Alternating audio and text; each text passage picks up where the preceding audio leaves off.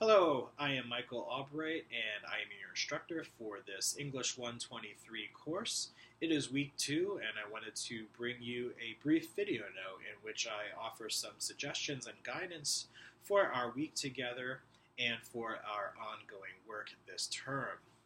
I thank everyone who has reached out to me with questions. I am always more than happy to respond to individual questions and to work with people on an individual basis. So please do email me. I am more than happy to help, and I will get back to you as soon as I am able, either during the day, soon after you email me, or at the close of the day when I'm able to sit down and type more thoroughly. So with that said, I'd like to respond to one of the questions on a whole group basis, and that is, what is it that we are doing during this week 2 and for the week 2 milestone assignment? And that's a great question. Basically, you have the option of continuing with one of the 2 topics you selected for your 1/6 journal, or you may gladly change direction and pursue another topic. I am fully aware of the fact that I have not provided feedback on the 1/6 journal yet, so please do not wait until I provide feedback in order to complete the 2-2 assignment. You are more than welcome to proceed, and the feedback will come as soon as I am able to.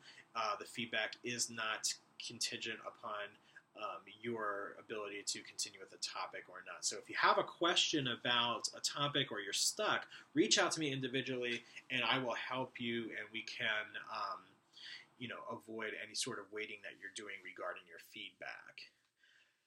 When it comes to topics, I do want to reiterate a piece of advice I offered in week 1, and that is try to avoid selecting or pursuing a topic that is highly personal in nature or highly subjective in nature. So if you are working with a topic or problem that pertains only to your life or your circle of friends or your workplace, it is probably not the best option for a course like this, which focuses on academic writing and which requires students to enter into scholarly conversation in which others have similarly participated. So you may certainly draw upon your own personal experiences and your own expertise, but you cannot do a question that is something to the effect of, should I buy a new house or should I take a job?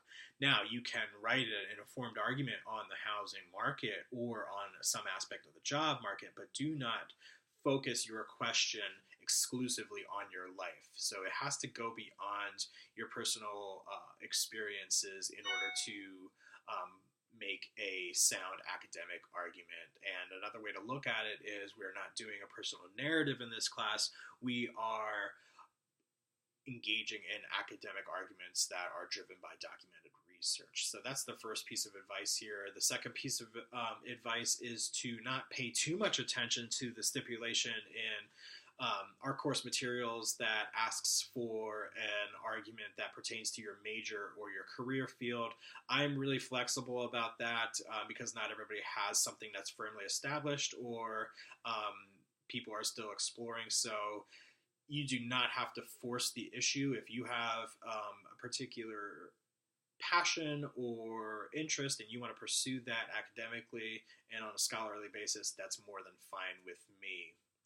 So to recap, make sure that you are staying the course and that you are working with a topic that appeals to you and that will be viable for the next few weeks here. If you have questions, any questions at all, please do reach out to me. I'm happy to work with you on an individual basis.